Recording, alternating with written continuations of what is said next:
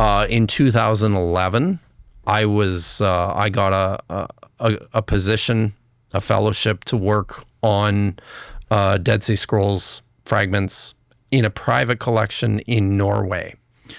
These manuscripts belonged to a excuse me, a collector by the name of Martin Skoyen, who collected all sorts of things. Like he collected artifacts from ancient Babylon. He has a fine collection of Buddhist manuscripts. He's got folios that he bought that, come out of the Vatican. He's even got some modern stuff. Like he had an early draft copy of The Philosopher's Stone by J.K. Rowling. Like he is a consummate collector. He collects everything. One of the things that he collects are these Dead Sea Scrolls fragments. He has over 30 of them. I was hired to help with the publication of his small collection of fragments. In the time that I was working there, I and other members of my team started seeing suspicious things on these small fragments themselves that looked quite different from what we know of the actual authentic collection of Dead Sea Scrolls manuscripts. So in the course of a couple of years, we developed a system of criteria for testing whether manuscripts on a cursory examination were likely authentic or forged. Some of the things that I think are fairly easy to spot. If you can imagine, a small fragment of material, it comes from a larger manuscript, and the idea is that it's broken away and the rest of it's worn off. It's got lines of text on it. On some of the fragments, you would notice that the lines would follow the edges of the fragment and not just go straight across, which is weird. A lot of the letters looked misshapen, as if, they were the fragment was already damaged at the time that it was being written. And it's could you carbon date them to see what they're too small, because you require quite a bit of material. Especially with private collectors who have these tiny little things, convincing them to carbon date some of their already tiny little fragments, because it requires a certain amount of material to destroy, right? You have to destroy the material to carbon date it. So, they're extremely reluctant to do that. Most of the dating actually occurs through something called paleography, where we look at handwriting styles. Before typeset printing, everything was written by hand, and handwriting styles developed and evolved over time. So it, in particular, in these earlier periods when everything was handwritten, writing itself was a much more controlled discipline in terms of learning it. There were very specific ways you learned to write. So it becomes more, I guess, consistent, especially when working on formal manuscripts, as opposed to like little documents or letters that you're just writing to your friends. So we date most of this stuff through handwriting styles. It's called paleography. Interesting. It's accurate to within about 50 to 100 years, depending on who you're talking to. Some have said that we can paleographically date stuff to within 20 years. I'm skeptical about that. And a number of the manuscripts from the Dead Sea Scrolls have been carbon dated. How many would you say? The Dead Sea Scrolls have actually been carbon dated 3 times. How many of them? In fact, at this point now, over 100. Over 100. Yes. So, and what the carbon dating has done for us is it's actually helped to show that the paleography, the paleographic systems that scholars are using to date the texts are actually pretty good. So, when your paleographical dates match the carbon dates, it shows that you're doing something right. So the scrolls were they were first carbon dated back in the late 1940s, early 1950s. I think it was 8 or 10 of these. Interestingly, the Dead Sea Scrolls were some of the first items ever to have been carbon dated. So it was a new science. Yeah, back in the 40s. So it was a big deal when you could finally use this new science. And some of the scrolls were a guinea pig. Many of them were recarbon dated in the 1980s, and now there's another project. Sorry, I got a cough here. No, you're good. It's okay. We just went through a Category 4 Hurricane Helena. Yeah, so right. You got an excuse. So there's a new project that's been underway for the last 5 or 6 years, where they've been recarbon dating. I believe it's up to 100 manuscripts. So, and we're still waiting for some of the results of that. But yeah. So when it came to the material that this private collector had, he didn't want to let it go to be carbon dated. Like I said, you have to destroy things in order to date.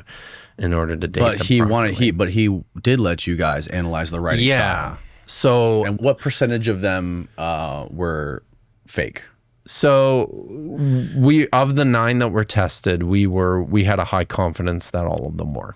All of them were fake. All of them were. And some of the features of them that tipped us off on this, I'll give you some examples. This was a major one.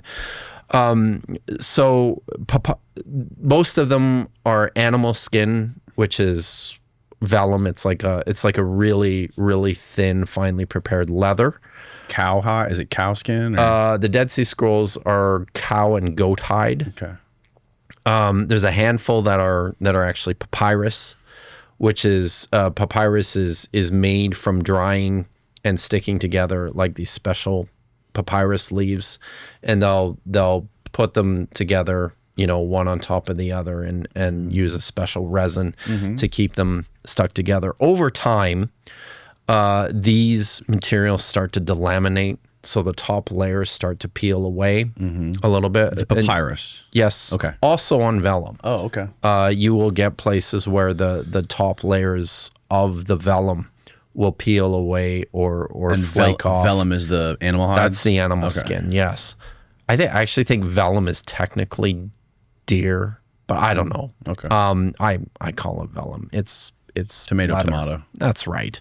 So one of the things that we did notice that we had confirmed by the physicist was that on some of Scoian's fragments where there's writing, the writing would slip into places where the top layer has already flaked away.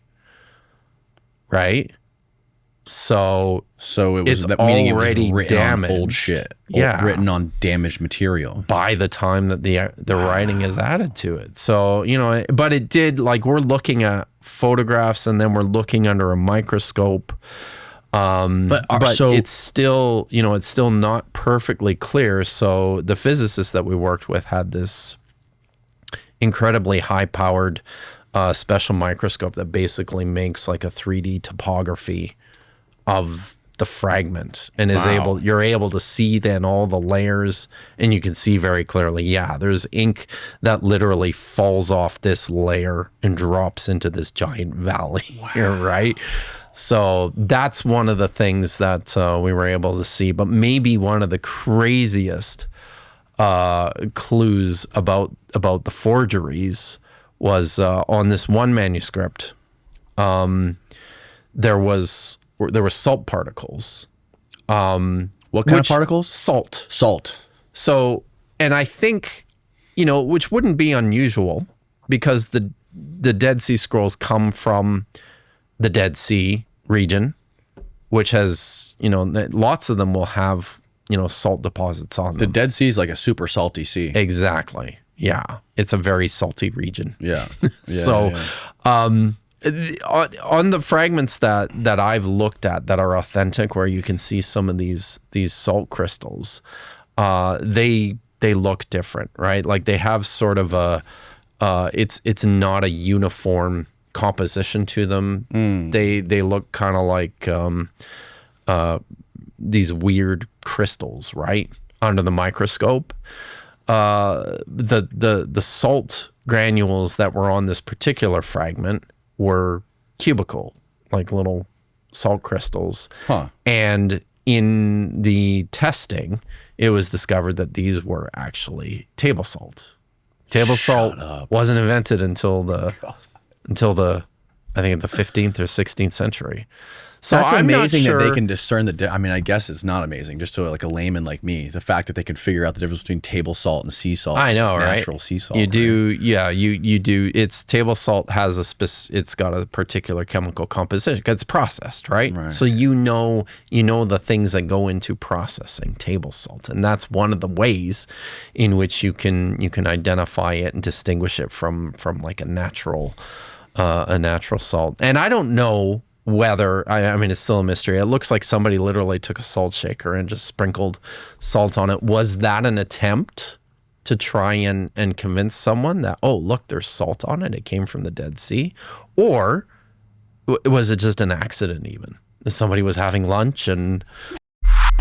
When can you give people basically a history of the Dead Sea Scrolls? Yeah. They were discovered in like the early 1900s. Is that right? So the scrolls were discovered in 1946. Oh, 1946. The first ones were discovered in 1946. So sometime in February, and this is a famous story, sometime in February 1946, a couple of shepherd boys were looking along the western shore of the Dead Sea in the caves there. Anyone who's been to Israel or to the Dead Sea will know that along the cliffs, they're literally honeycombed with thousands and thousands of caves.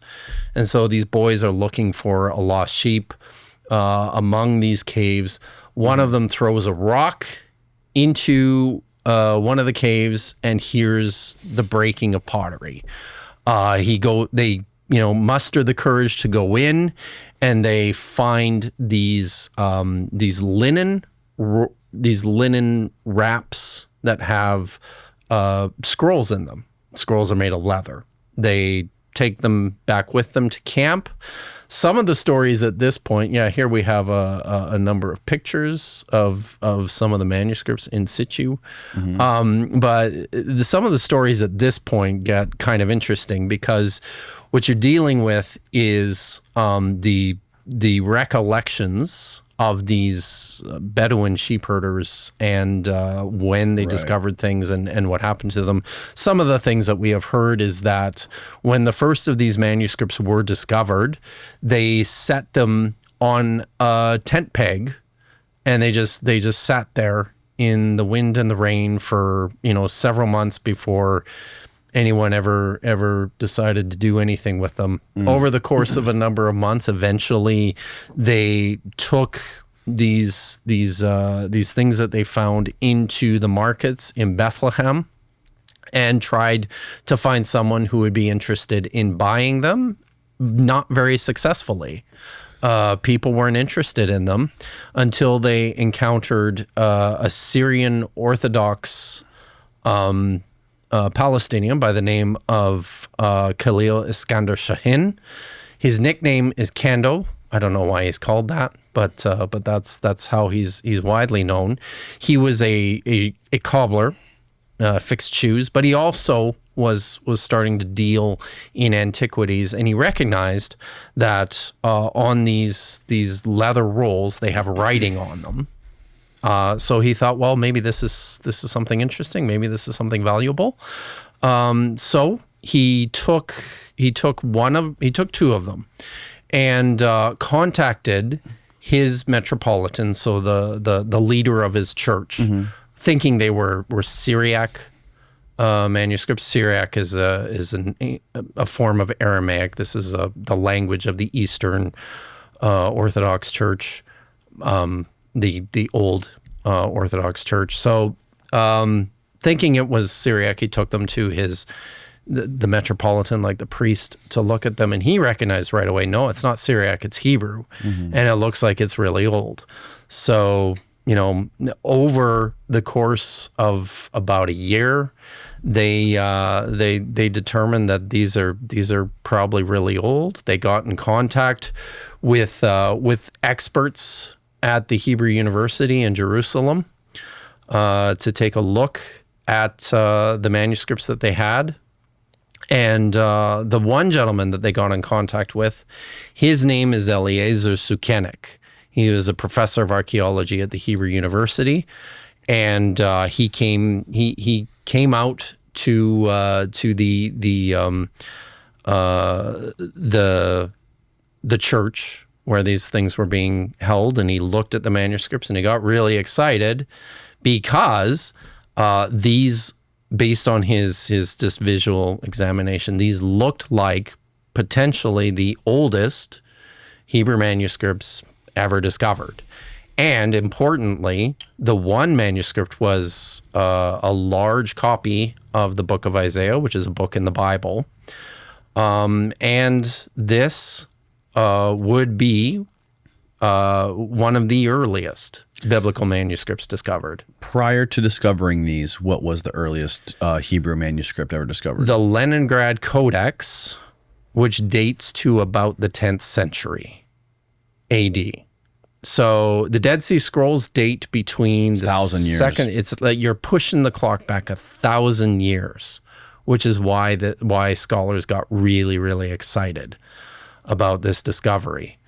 So it sounds like sort of a providential moment too. This is certainly the way that Sukenik paints it, because at the time, the scrolls were discovered in 1946. He didn't actually see them until November 1947. Sorry, no, it was November 1946. Yeah, that's right. But at the time, the British mandate in Palestine was just coming to an end. This is, at the end of the Second World War. Tensions in Jerusalem and in the region were very high. Mm-hmm. And in order for him he had to get from Jerusalem to go see the stuff in Bethlehem. And in order for him to get from Jerusalem to Bethlehem, he had to get passes to travel through military checkpoints. Wow. And ended up seeing the manuscripts. There were 3 of them that he saw. Mm-hmm. One was a copy of the book of Isaiah. Excuse me. We'll cut that stuff out, right? Sorry. No, you're good, man. So one was a copy of the book of Isaiah. There was another manuscript that is now called the Chodayot, which is a Hebrew word that just means thanksgiving songs. And it's like a collection of prayers and songs. And then the third manuscript that he had is called the War Scroll, which is it's like this wild telling of the last days when the angels of God are going to meet with the demons and the forces of evil in this final climactic battle.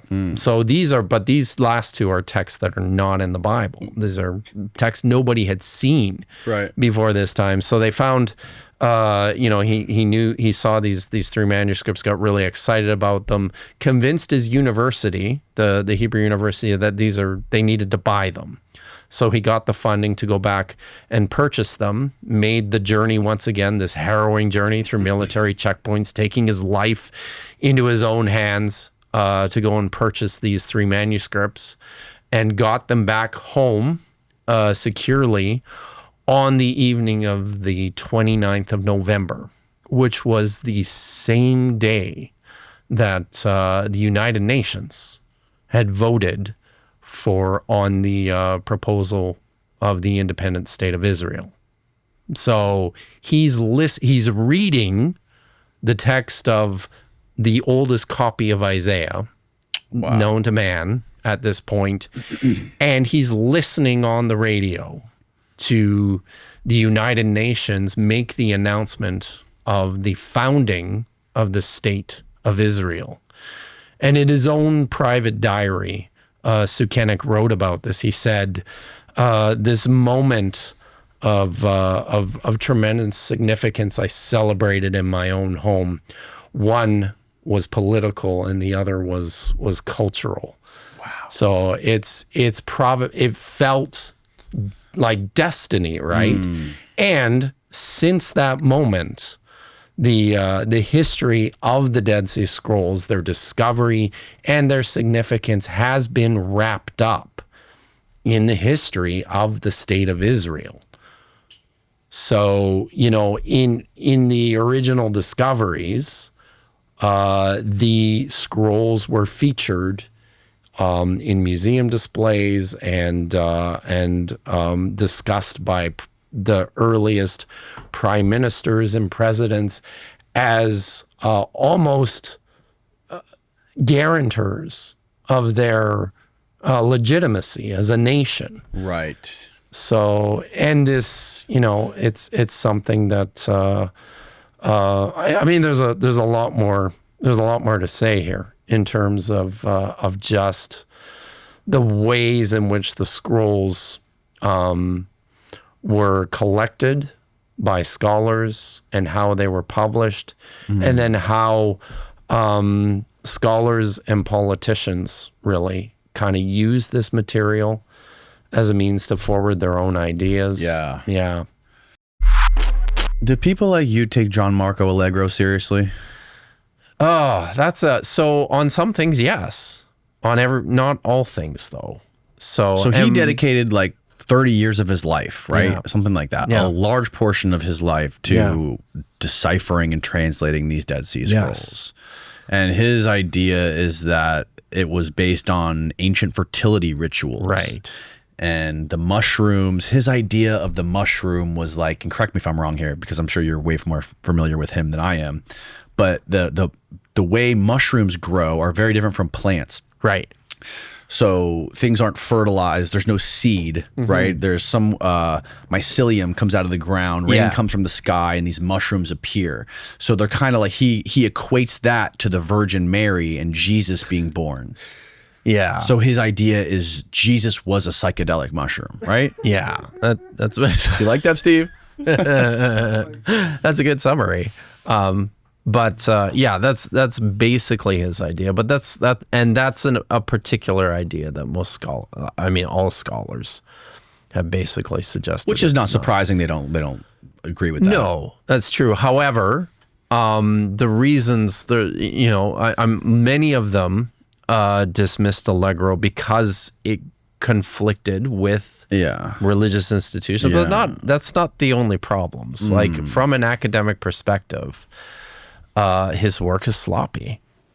So, really? Yeah. How so? Well, one of the things that Allegro's theory is based on is his reading of ancient Sumerian.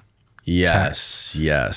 And this was actually in like the first chapter of his book. I was even red flags were popping up to me because I didn't know. I mean, I had no idea that you could actually take roots from Hebrew and link them to Sumerian. You can't. You can't. Okay. That's the foundation problem, right? of everything. It is. That's the foundation of his entire book. Yes. And that's the major problem with it. As far as I can tell, I'm not sure he knew Sumerian. Carl Ruck endorsed his book, though. And Carl Ruck's like one of the most legendary classicists out there. He doesn't know Sumerian either. I don't. Right. But don't classicists know about this stuff, like the links between languages and the roots? It depends on the scholar, and not every scholar is able to recognize. Like one of the things, Allegro makes some interesting connections, but when you actually sit down and talk to a Sumerian specialist, right? And I know a few. Oh, you're right. Yeah. Yeah, I should actually put you in touch with one or two. Oh, I'd love to. Yeah, but they'll tell you it's nonsense. Basically, what Allegro was doing was he looked at the way some Sumerian words seem to sound when you put them together in a compound. Like if you use this particular verb and this noun, it makes this particular sound that sounds a little bit like this Hebrew word, so it must mean that, when in actual fact it doesn't. And it's complicated further by the fact that in Sumerian, the cuneiform script, this is what the script that the Sumerian language is written in. The cuneiform script that's used for Sumerian is composed of these signs that are made with a triangular wedge by pressing it into soft clay. So you use this wedge to make these in different combinations to make these signs. Talking about like a tool, like a little tool? It's like a little chopstick, but in a triangular wedge shape, and you press it down. Right. That's how you make the cuneiform signs. In Sumerian, one sign can have like 7, 8, 9 different meanings based on how it's used in context. Wow. Right? So I mean, it's not all that out there. If you think about, in English, you have words like there, which could mean that place over there, or their house, referring to Neil's family and where they live. So, it's not all that out there. It is a little bit more complicated, but I think what Allegro was doing was looking at these signs out of context and, mixing up meanings that they might have with meanings he thought they could have.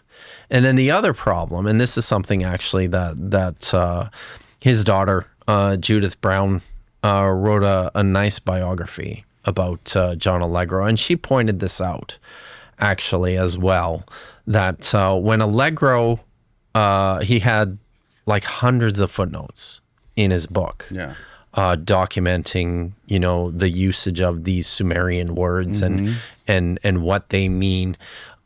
He would put an asterisk beside a lot of these Sumerian words where he had this inkling, like it sounds like it could mean this, but there's no examples in actual Sumerian of this particular word being used. So he's basically hypothesizing. He's thinking maybe there could be a word in Sumerian, even though we don't have any evidence for it. So he was basically making up these roots as a way to forward his ideas. So this was the scholarly critique of his work. People who know the language pick it up and look at it, and they'll tell you, yeah, this just does not work. And it's problematic as well, I think, from an historical perspective, because by the time of the 1st century, when the New Testament document, by the time when the Christians first emerge, none of them are reading Sumerian. Sumerian is basically a dead language by this point. Nobody speaks it or reads it.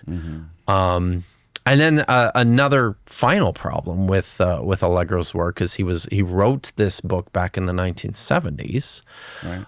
And there's a pile more published Sumerian literature since then, which has dramatically expanded what scholars actually know about the language. So more was found? Yeah, there are literally thousands and thousands of Sumerian texts that nobody has even translated. Really? So yeah, there's piles and piles. Where did they find those? They're tablets. They're all tablets? Yeah, these are mostly out in modern day Iraq is where a lot of this stuff comes from. Are these also found in caves? I think maybe. Most of them, though, are just excavated out of buildings that have been And there's buried like in the dirt over emerald time. tablets and shit like that. I don't know about any of that, but Ever heard of Billy Carson? yeah. He's been on here. He talks about all the tablets that he's read. How's Billy Carson's Sumerian? According to him, it's pretty good. Really? Yeah. No, I wouldn't believe him. Honestly, no.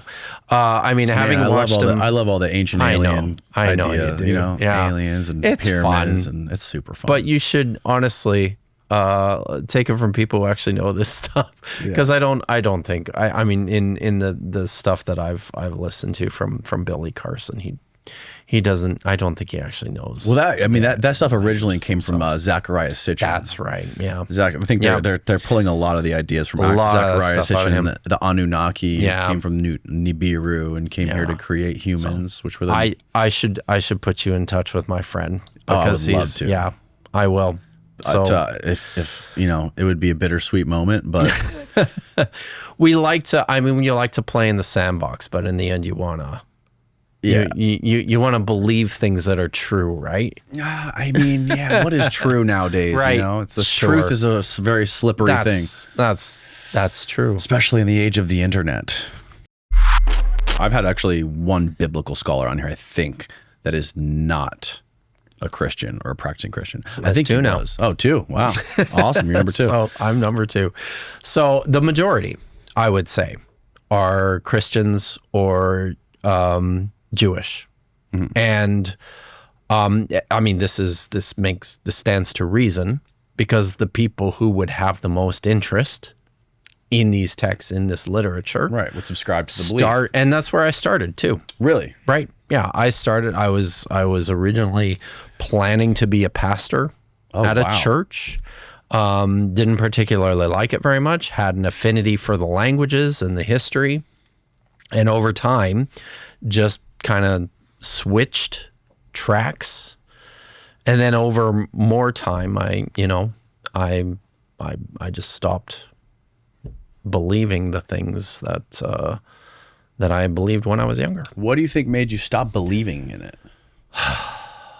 That's a complicated question, and it's a variety of things. One of the things certainly is the fact, like when you go into the scholarship of the Bible, you quickly discover that it's a very different type of book than you thought it was, and that all the literature in there is quite different than you thought it was. How so? Well, you grow up thinking, or at least I grew up thinking, that Moses was a guy who actually led a group of people out of Egypt into Israel, and that he crossed the Red Sea, and all this stuff actually happened. You learn things like this, right?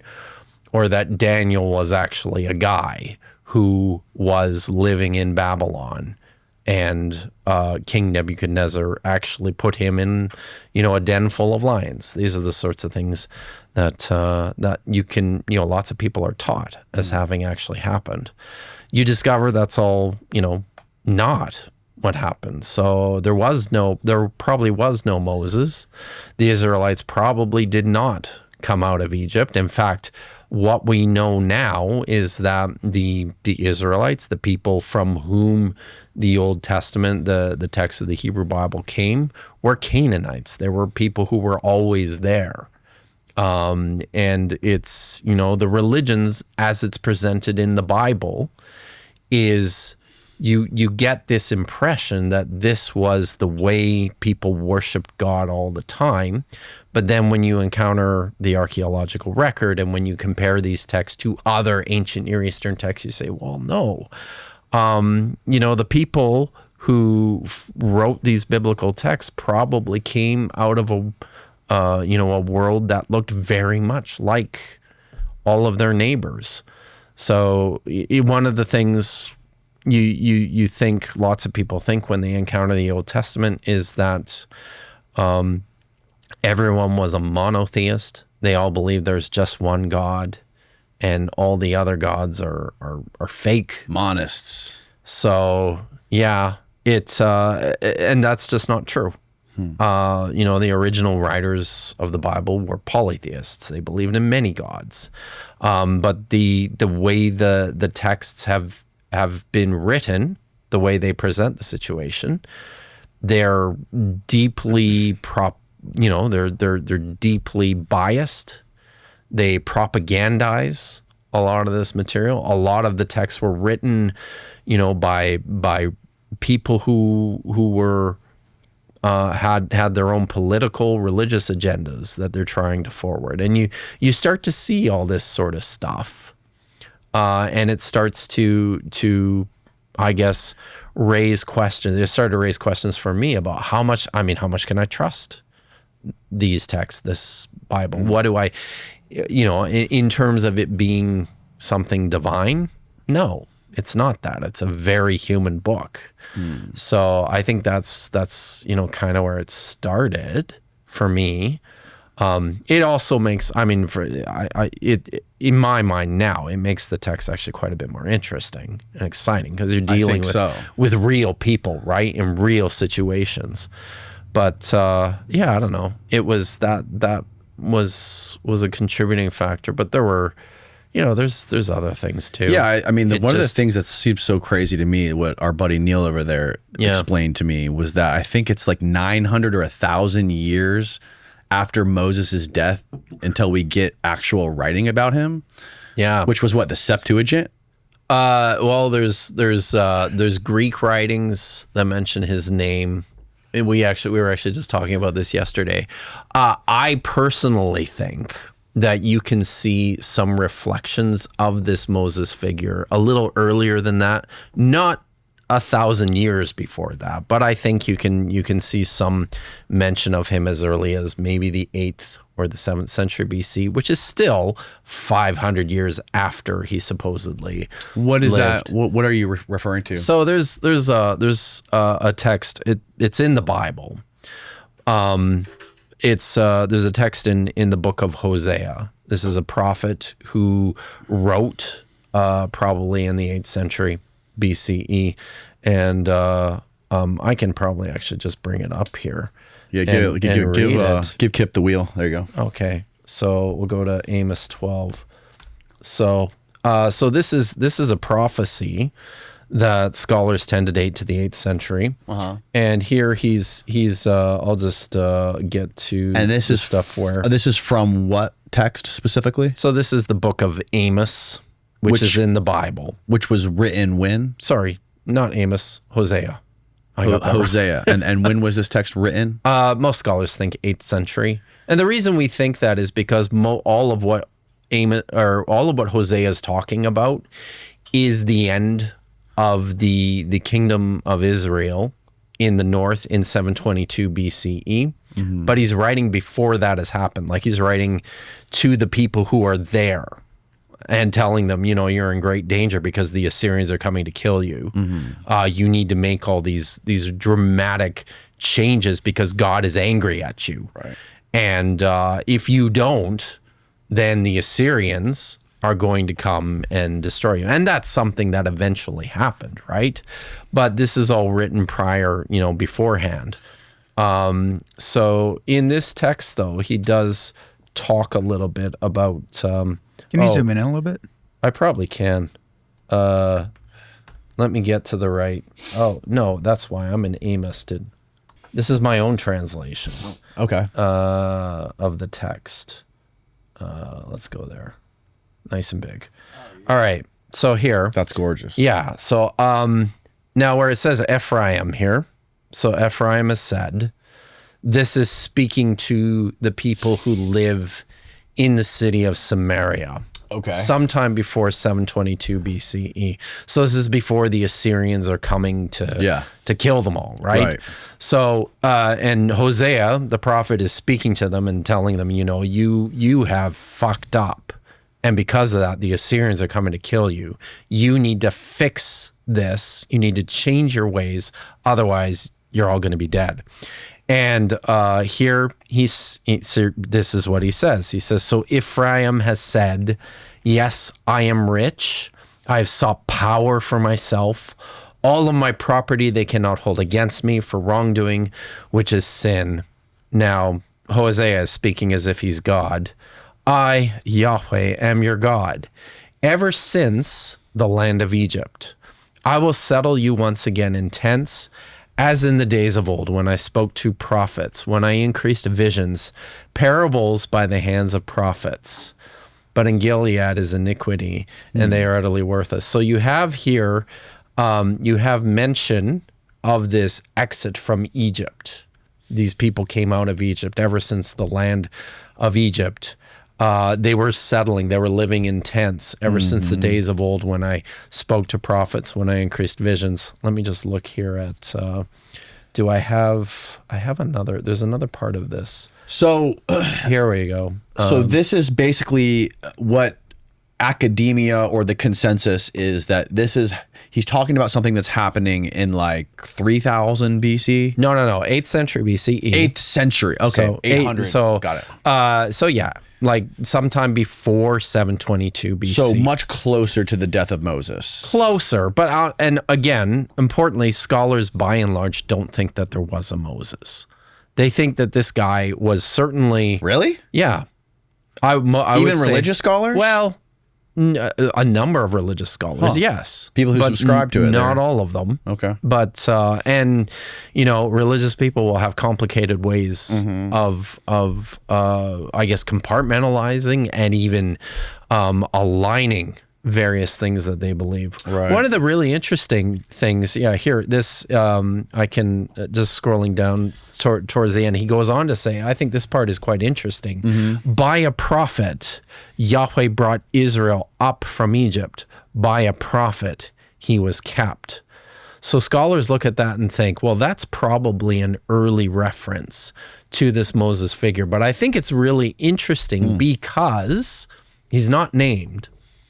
It doesn't call him Moses. Right. So when I look at this, I think, this Moses tradition, wherever it came from, he probably didn't have the name Moses to start. And it probably looked quite a bit different than the story that ended up surviving and being told in, the book of Exodus. So it's I would say that it's something that you can trace maybe as far, I would say the earliest you can trace it as far back is probably like the 8th century. Okay, but biologically, how early can we trace it? Biologically, the actual text, the actual manuscripts, the actual artifacts themselves. Yeah. No, not until the 3rd century BCE. So, and it's in what language? That would be in Greek, I believe. Greek. And we have Hebrew manuscripts from the same period of time as well, where you will find the name Moses. Yeah. Hebrew manuscripts, and that's Dead Sea Scrolls? Yep. Okay. Within the Dead Sea Scrolls. Wow. So,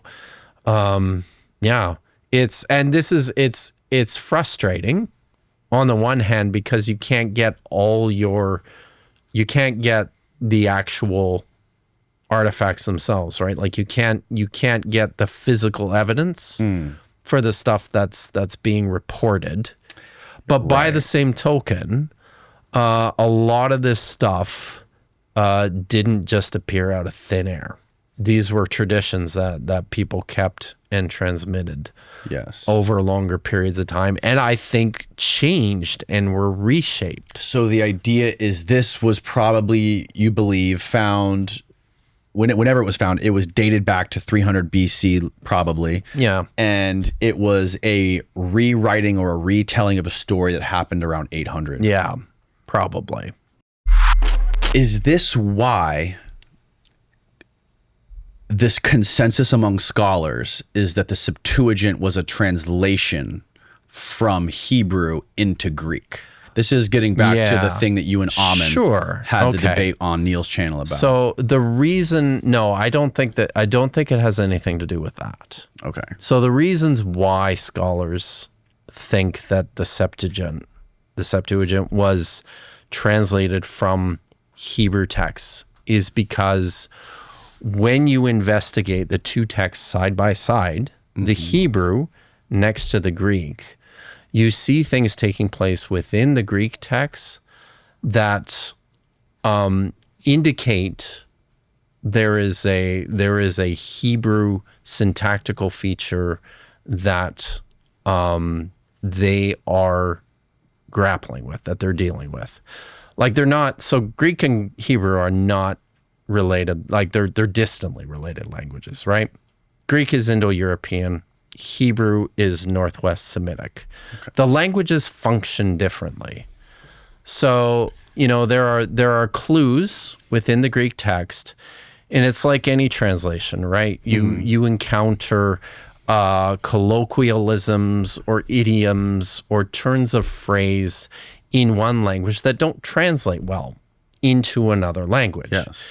And when someone encounters a feature like that of the text, not quite knowing what to do with it, they'll develop various strategies. And there are things that we can actually point to in the Greek text where we see that happening. I know you talked to Dan McClellan about a few of these, right? He mentioned the. I just don't understand how we have this Septuagint, which is in Greek, and why they came up with, it's in Greek, but we're gonna just hypothesize that this was originally Hebrew. Well, but there's no evidence that it was. There is lots of evidence. Well, first of all, let's talk about the manuscripts. Okay. How many Septuagint manuscripts are there? I have no idea. There are. So we have Septuagint manuscripts. I don't know anything about any of this stuff. I'm just coming in. Like I told you, my education on this whole topic is Amen and Neil. Yeah. Okay. So in terms of Septuagint manuscripts, we have a whole bunch from like the 3rd, 4th, 5th century AD. Okay. The farther back you go, 1st century AD. Written in Greek. Okay. 1st century BC, 2nd century BC. There's very few. Okay. We have tiny, tiny little fragments, little bits and pieces. Okay. I think our oldest Septuagint manuscripts date to around the mid-2nd century BCE. Just in the Dead Sea Scrolls, we literally have thousands and thousands of fragments, Hebrew fragments, that are from the 2nd century, 1st century BC. Now, one of the things that we also see in the Hebrew fragments from the Dead Sea Scrolls, as I mentioned before, we have multiple copies of individual books of the Bible, multiple copies of the book of Isaiah, multiple copies of the book of Daniel, Genesis, Exodus, all these different books. In different versions. Mm-hmm. One of the things about the Septuagint that we have, which is, I believe that the Septuagint, this Greek text of the Bible that we have, is mostly drawn from a particular manuscript called the Codex Sinaiticus, which dates to the 4th century BC, or 4th century CE. 4th century AD. Right? So, but one of the things that you see when you compare that text to the Hebrew text is in a lot of places, it's pretty dramatically different. Mm-hmm. For example, the book of Jeremiah is the largest book by word count in Hebrew in the Old Testament. And the Septuagint version of it is shorter by, I think it's 15%.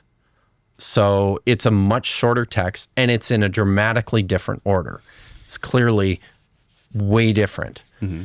There's other texts from the Bible that are like this. The book of Exodus is like this. The book of 1 Samuel is so you're like saying, this. And I'm just trying to make sure I understand this correctly. You're saying that the Greek is using less words and the Hebrew is using more words? What I'm saying is that in certain places, it looks like if we think that let's for the sake of this part of the discussion, let's say that there's a Hebrew original to the Greek. Okay.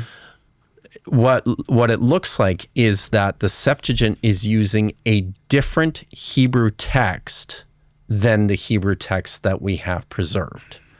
So it's very different. Now, in the Dead Sea Scrolls, we have discovered Hebrew copies that look like the text of the Septuagint in terms of the differences. compared to the Hebrew text that we have inherited. So I know this gets complicated. Yeah. But within the Dead Sea Scrolls, you've got different versions of the same text. They're not all exactly the same. So there's copies. Yes, copies, and some of them really, really different. For example, as I was talking about the book of Jeremiah, in the Septuagint, their version, the Septuagint version, the Greek version, ends in Jeremiah chapter 44. In the Hebrew version, ends in chapter 52. So there's a whole bunch of extra material, right? And again, like I said, it's all rearranged. And yet we have a Hebrew copy from the Dead Sea Scrolls, so written in Hebrew, that also ends in chapter 44. Looks just like this Greek text. No, I'm good. I'm using it to stay awake. Yeah, sorry. 30 minutes of sleep last night. It's brutal.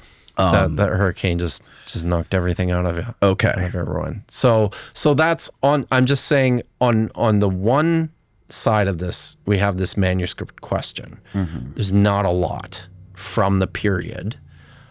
We have actually a lot more copies of Hebrew biblical manuscripts from an early period than we do these Greek Septuagint manuscripts. But there's also the language problems. And I mean, we could talk a little bit about that if you wanted So to. my understanding of the language is that the Greek is a much more deep and complex language than the Hebrew. That's true. And the Greek has like over 1 million unique words, and Hebrew has like 6,000. I think that the way you make those, the way that Ammon comes up with those numbers, is that not true? It depends on how you count them. I've never heard anyone but him say that there's 1 million. He's the only person I've heard suggest that. I think it's probably more accurate to say closer to 250,000. Word forms versus Neil, can you corroborate this for us? There's 1.5 unique word forms, but that's counting all of the paradigms of verbs. Oh, well, see, I mean, you do the same thing. 1.5 million unique word forms. Right. But what does that mean? I mean, one verb, for example, luo can be luo men, luo seen, luo thin. So that could be different versions of the word to in English. Well, I'll try and explain this in English. Okay. So we have a verb, run, right? A form of the verb using the subject and the object. If we're speaking about you personally running to the store, you could say, I ran to the store. Yeah. I ran is a verb form. You ran is another verb form. He ran is another verb form. In Greek, as well as in Hebrew, that form is represented by a word that looks a little different each time. So different ways the same word is used. He's counting that as unique word forms. So when you say there's 8,000 unique words in Hebrew, are you doing the same thing? No. So I think he's probably only just counting the roots there. It's lamata. It's 250,000. So 250,000. What'd you say? 250,000 lamata, 1.5 unique word forms in Greek. That's the number of the up-to-date lexicons. Now I think importantly, I'm happy to agree that Greek is definitely a more developed language in terms of some of the complexity. And there's a lot more literature. So to my untrained brain on linguistics and all this stuff, I don't know anything about translating. I've never translated anything in my life. Right. But the way my layman brain thinks about this is if I found a flying saucer in the desert and it came from some advanced civilization and I'm some primitive ape trying to figure out what it is and recreate it, I would create probably something closer to like a horse and buggy compared to that flying saucer. Yep. So if the Septuagint is this incredibly deep, sophisticated language with many more words being used, how are you coming up with something that is less advanced and less developed out of that? How do I answer that question? Just because that's not really how translators, people working with the ancient languages, think through these things. So sorry, I framed that backwards. I think you what did. I'm saying. So I framed it backwards. Yeah. So the idea. So if it was originally Hebrew, it was the horse and buggy, and they came up with the flying saucer as the translation, right? Because it was translated into Greek, which was the much more complex language. Yeah, that makes sense. That's how it's believed by scholars. Yeah, and that it's makes universal to me. too. That doesn't make sense. Like it's the way that was the way it's described to me, and the way I understand it. And to me, it doesn't make sense. Well, I mean, you can translate anything into any other language, though, regardless of the complexity. I mean, we still do this all the time, right? Like, not all language, I think this depends on how you're measuring complexity too. Are we just counting numbers of words for different things? Complexity could mean different things, I think.